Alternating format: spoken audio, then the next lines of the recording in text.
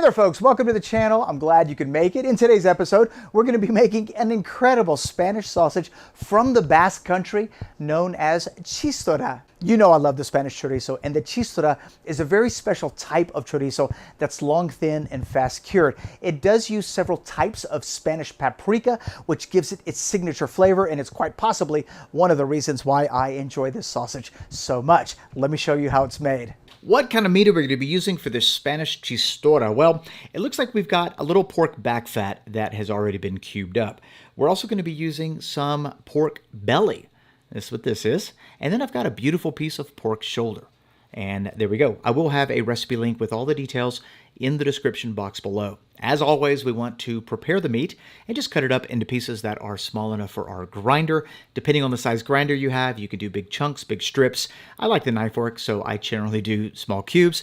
And I do find that it actually grinds a little bit better when you cut it up a little bit smaller. But into the freezer it goes. Let's look at our spices. We're going to start with Instacure number 1 and then salt. Next up is sweet paprika. This is a Spanish paprika, as well as a hot paprika. These are the ones I use. Dulce is sweet and picante is hot. I'll put a link in the description box below if you want to pick a little up for yourself. We're adding some dextrose, and then we're adding a little potato starch. Potato starch is a binder.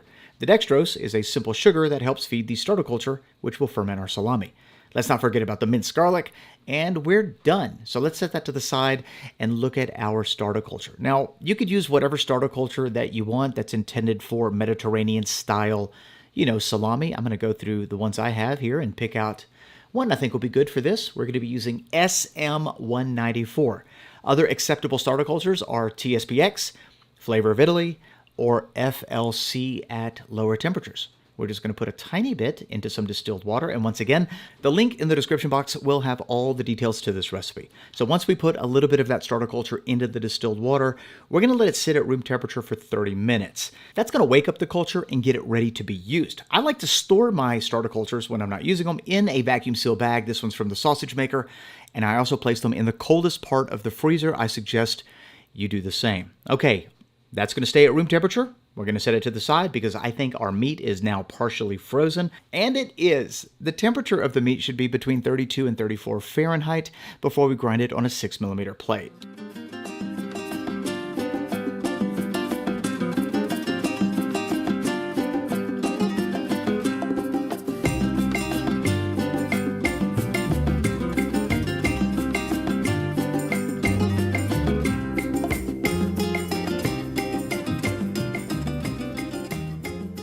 Very good looking grind. The meat is still cold, so we're just going to transfer this into the mixer.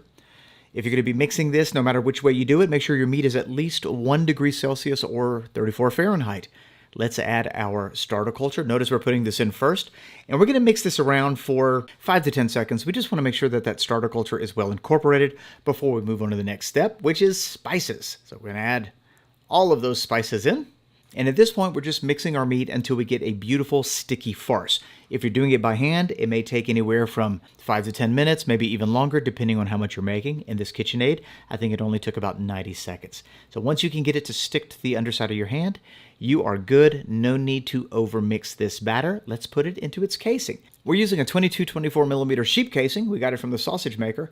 And these were rinsed and flushed and were soaking in the refrigerator overnight. There was also a little baking soda in the water. You'll find that adding baking soda to the water with your casings will keep everything nice and slippery.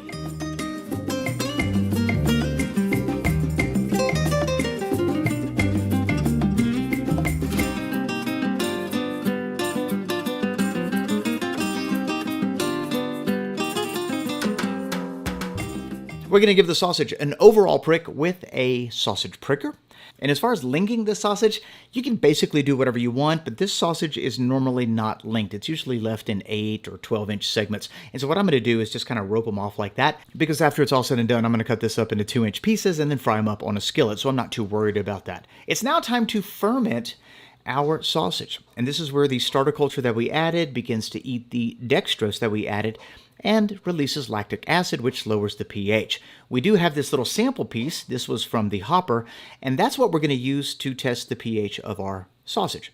So we don't want to disrupt the actual links themselves. So we're going to test the pH of that little sample. And really, fermentation requires two things, temperature and humidity. The starter culture we use today will ferment beautifully between 75 Fahrenheit and 85 Fahrenheit, which happens to be the temperature of the room we're in.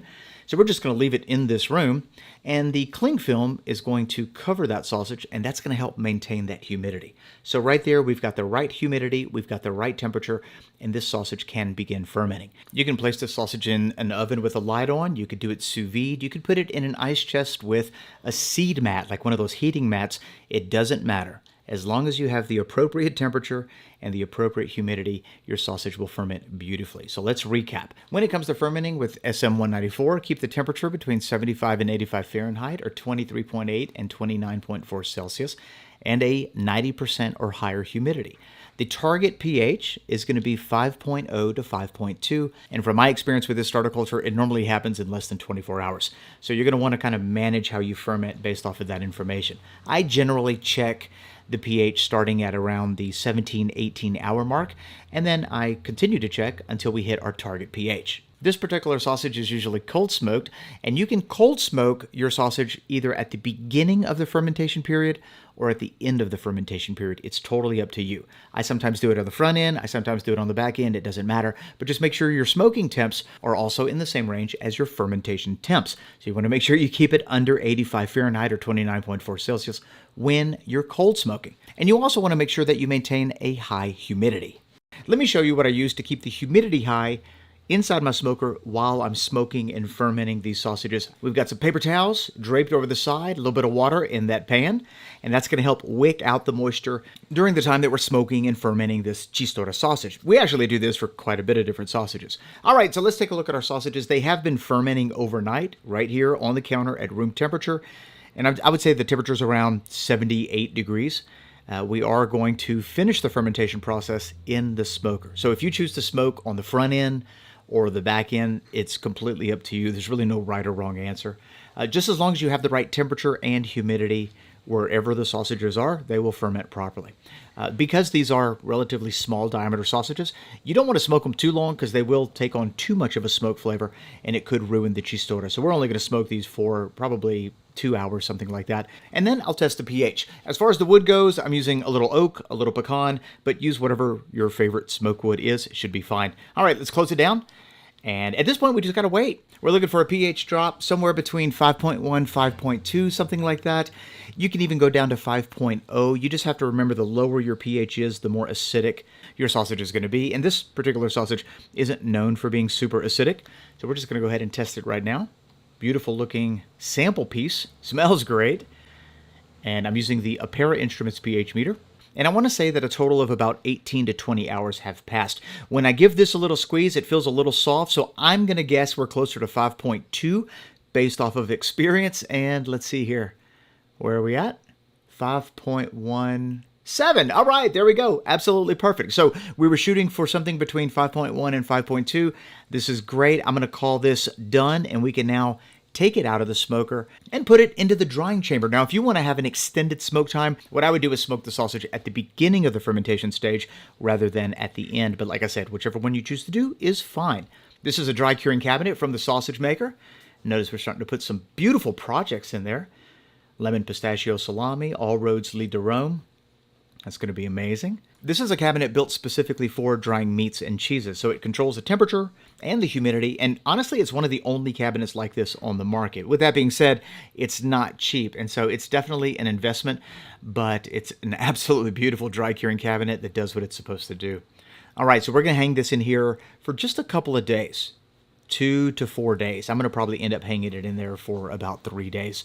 And what that's going to do, it's dry it out a little bit, concentrate the flavor. It's going to be amazing. So wherever you choose to hang your sausage, make sure the temperature is around 55 Fahrenheit or 13 Celsius, and the humidity is around 75 to 80% on average. You can do this in a dry curing chamber like I just showed you, or in a basement, a cellar, even a cave. Just make sure there's not too much airflow. And like I said, 55 Fahrenheit, 80% humidity, you should be good to go. 3 days have now passed, and this is what our Txistorra looks like. As you can see, the color has been magnified. It's definitely dried up just a little bit. So let's remove it from the chamber. And I just got to tell you, the smells that are coming from all the different projects together in this dry curing chamber, they're incredible. All right, very pleased with the way this turned out.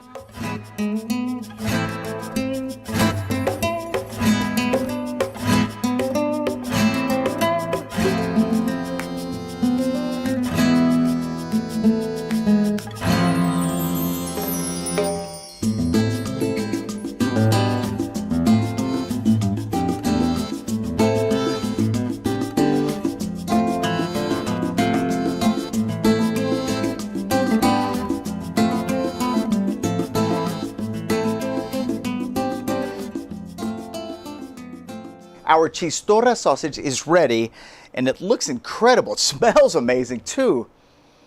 Little smoky, little fermented, definitely picking up all of those beautiful Spanish paprika elements, which I absolutely love in a sausage. You can see how these fried up beautifully. No problem there. If I give it a break right in the middle, casing is nice and tender, and look at that. Incredibly juicy sausage. Beautiful. Oh, that looks great. This is one of those sausages that is incredibly versatile. You can eat it by itself, you can have it as a tapa, you can mix it with other ingredients and make absolutely amazing dishes, tomatoes and eggs and all sorts of different ways.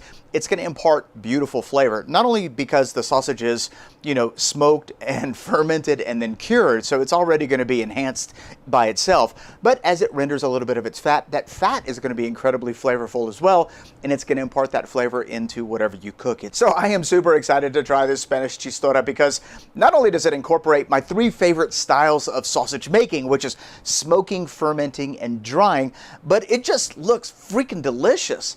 Let's give it a bite. Oh.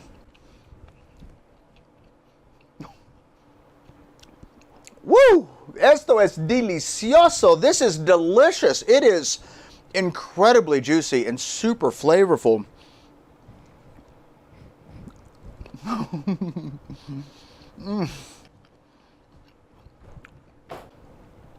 Wow, I love sausages that deliver on flavor, and this one is bringing it on different levels. It's almost like you experience this sausage as you eat it. For starters, you got the smoke. I mean, that's coming in first. And then we have the flavors that are associated with fermentation, and these bring their own unique complexity to the meat. Flavors that can't be produced any other way. To finish it off, you have the flavors that are associated with drying. So when you take your sausage and you put it into a drying state, and it doesn't matter what sausage you do it to, you could do it to the Txistorra, the snack stick, the Maltese, it doesn't really matter. Moisture from that sausage is going to begin to evaporate out. And a couple of things are going to happen as a result of that. Number one, the texture of the meat is going to start to firm up. The longer you let your sausage dry, the more firm your texture is going to be, right? So the Txistorra is going to have a slightly more firm texture than, let's say, a fresh sausage that was cooked up. Secondly, you're going to have a concentrated boost of flavor. Every element of your sausage, whether it's the smoke, the complexity of the fermentation, the spices like the paprikas and the garlic that you add, all of those flavors are going to be extremely enhanced as the moisture leaves the sausage. And that's what you have right here. You have a absolutely gorgeous sausage with a beautiful texture and an insanely enhanced flavor. I mean, this thing is off the chart.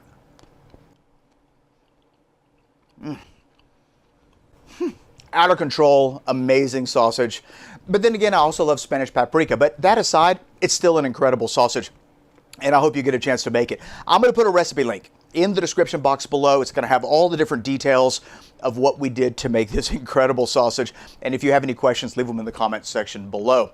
If you enjoyed today's episode or got something out of it in any way, be sure to give this video a like. If you're new to this channel and you enjoy this type of content, hit that subscribe button and that notification bell because we are uploading a brand new sausage making video every day through the month of October. I don't want you to miss a single episode. Thanks a lot for being here. We'll see you tomorrow. Bye-bye.